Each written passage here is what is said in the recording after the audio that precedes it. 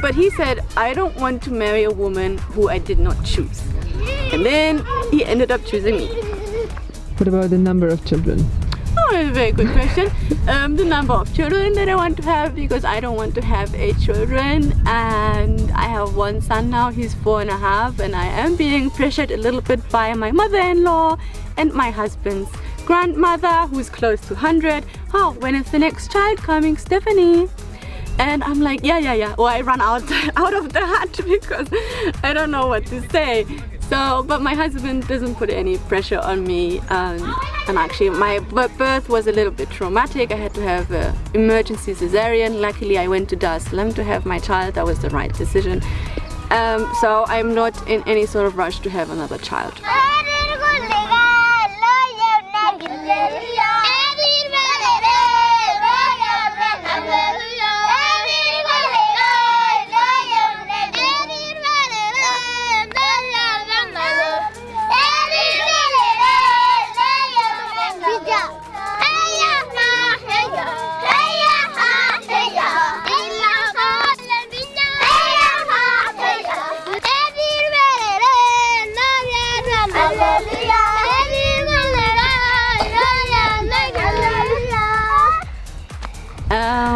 My daily life, it's pretty much the same as Maasai women, but I would say I have certain privileges that other Maasai women don't have.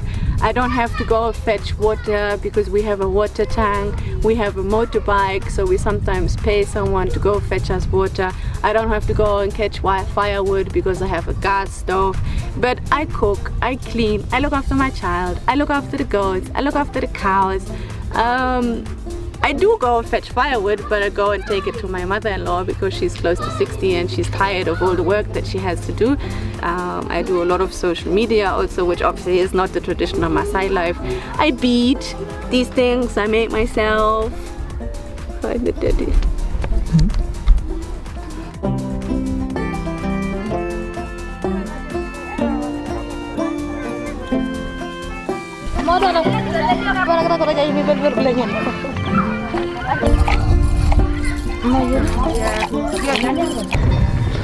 Why this is your cow to milk? Because she is a really nice cow and she got used to me.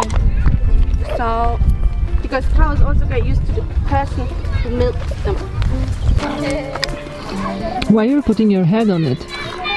Because it's comfortable, but it creates a connection so that they know you're there and what you're doing. But also if she were to pick up the leg, I can push so that the leg stays down.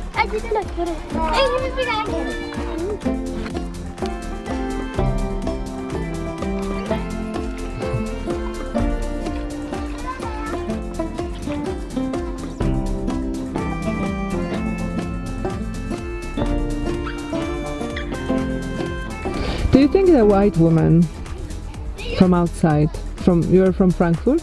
Yes. You're from the big city, so you made like a huge transition in your life. You think like the woman like you with your background can actually be like 100% Maasai for them? No, I don't think I will ever be seen by them as completely one of them. Never. But I've had this, and I made actually a post about this also because someone asked me that question before. It's a very interesting question because I don't even feel the need for me to be 100% Maasai because I know I won't be. I am white, I stand out, I come from a different culture, I have certain ideas that are different. For example, what it means to be a woman, the status of a woman in a society, all that sort of thing. But because they know that I respect their culture, they respect me. And they see me as one of them. They like me because I speak their language. I live like one of them. They see that I respect their culture because I also live within their culture. So they see me to a certain extent as being one of them, and they treat me as one of them. But I know always, I'll always be also the different one. Not an outsider, but I'll be the different one, and I'll always be that. But I said also, this different doesn't have to be a bad thing. I can also use this different to do good, and that's what I try to do. There's a pink boy behind you. Hello, Manueli.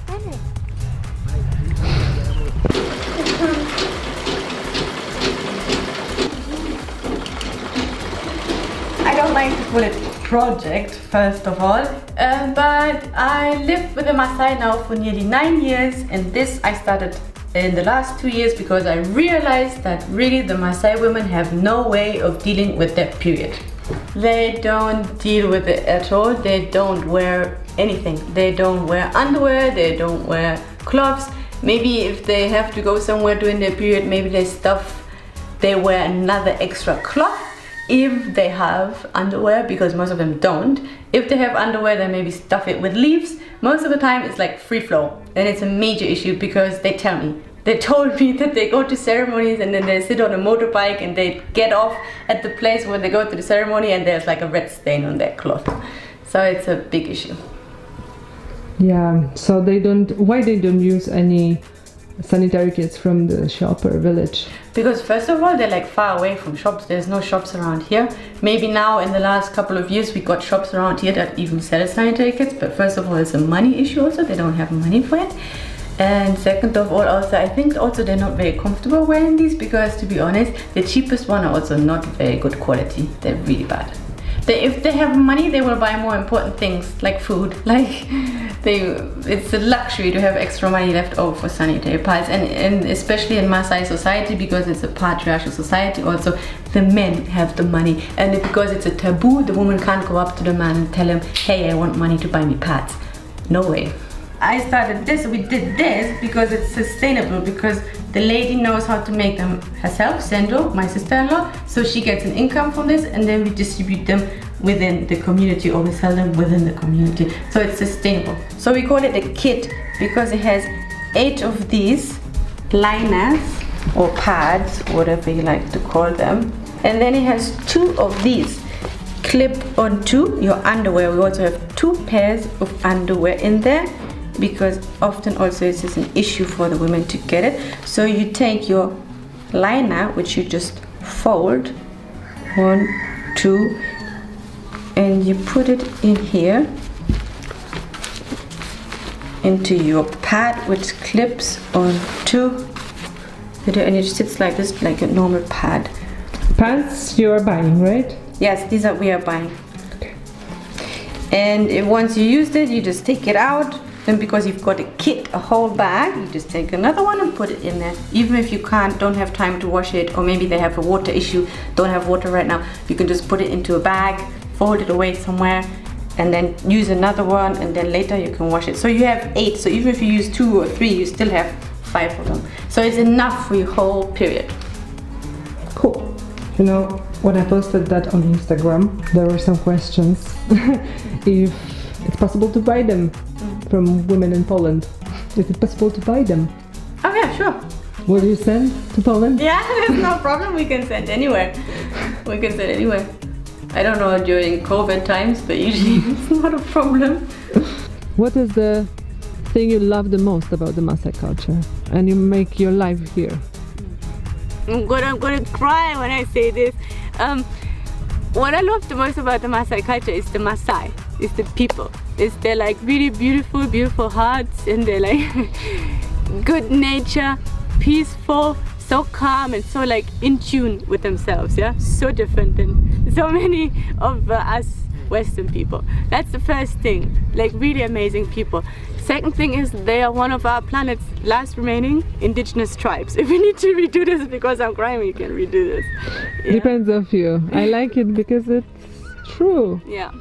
So they are one of our planet's last remaining indigenous tribes. So just this, it gives them, because I know what this means, but they don't know what it means actually. And this is also one of the things, oh God, I think we have to redo this because I'm like crying. Why are you crying? Because it means a lot to me, so much. Yeah. And because I think they're amazing in so many different ways. I'm crying too much. But it's like not from the sadness, right? No, because it means so much to me. It means everything to me. Because I know what they mean in this world. They're conservationists. They know how to live in tune with nature. So if you gave the world to them, the world would still be intact. We wouldn't have all the issues that we have if everyone lived like a Maasai and everyone had this sort of traditional knowledge that they have to live in tune with nature. They respect nature, they cherish nature, and this by itself makes them also better people.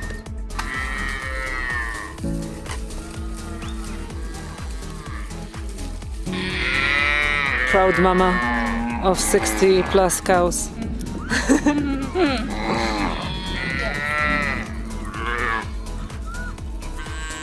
Do you feel sorry for them in some way? No. No, it's don't. not because of that. No, I don't feel sorry for them. In the contrary, I think they like, ew.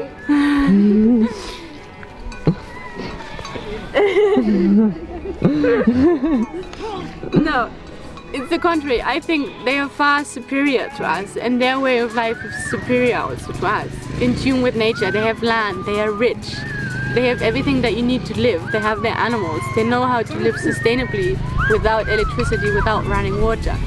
I don't feel pity for them, I feel pity for us, for our world, because we don't know what it means to live a life true to ourselves and a life true to our planet, a life true to nature. So it's not about feeling pity for them, it's feeling pity for the fate of our planet. Okay, just a second. Where are they going? They're going to eat, they're going out now to graze. So they go out in the morning and they come back at 4 or 5.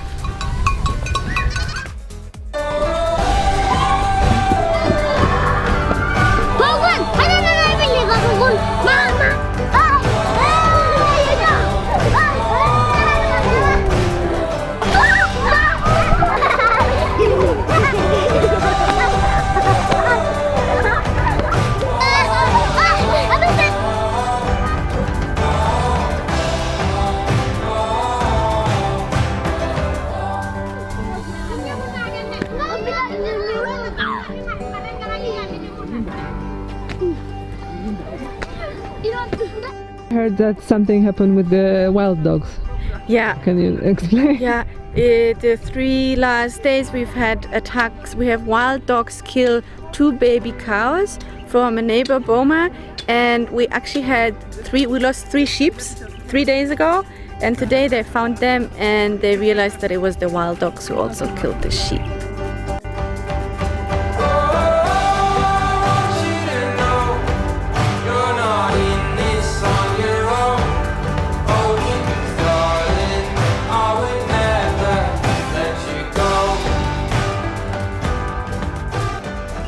For example, when you see the videos in internet about the Maasai culture made by people, what are usual things that you see which are not happening like that in real life? One of the big misconceptions right now is also that they say in order to become a warrior you have to kill a lion. Not true, because one of the funny things that my husband said also when I told him that is that, well, there aren't enough lions left in the world for each Maasai warrior to kill a lion to become a warrior. I was like, yeah, that's a good explanation for that. And then another thing also is like I see so many touristy videos of people learning how to make fire with a stick. Yeah, it's a beautiful ancient thing of the culture, but actually it doesn't happen so much anymore. They do use matches now, you know, the tribe. I call them a tribe in transition. They are very traditional in the way that they think, in the way they keep hold to the ancient tradition, but at the same time they have been touched by modernity. But again, this varies from location to location, but in general they're not this ancient untouched tribe that some people seem to believe that they still are.